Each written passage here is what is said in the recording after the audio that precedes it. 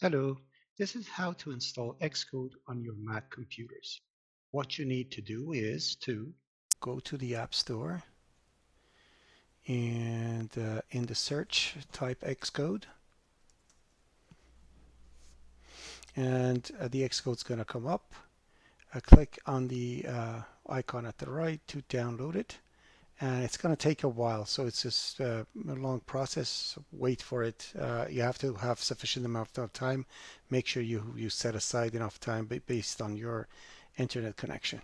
So click over there to get it, and I'm going to say download.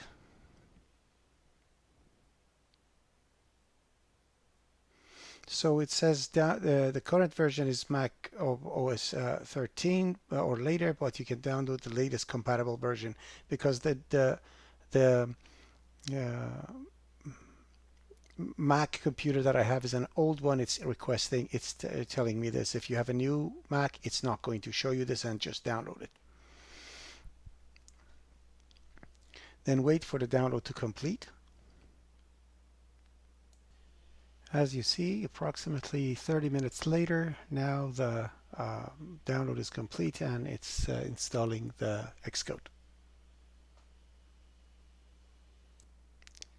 Okay, if you look at the time over here, you'll see that it's now approximately an hour passed since Xcode is downloaded, and now it's ready to be opened.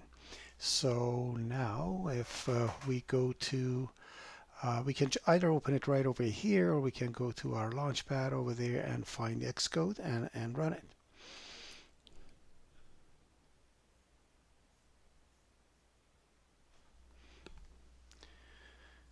Xcode will run for the first time, and you will see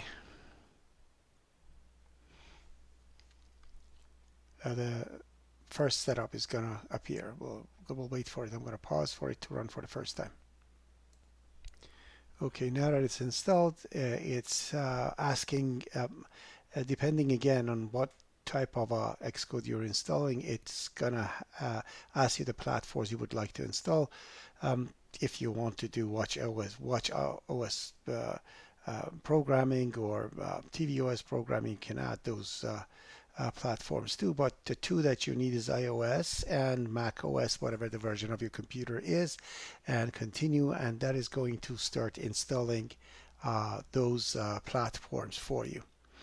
And you can just click on continue and start your Xcode. Now the things that you see over here, it's still there because I did it last time, so you can see it, but for you probably this list is going to be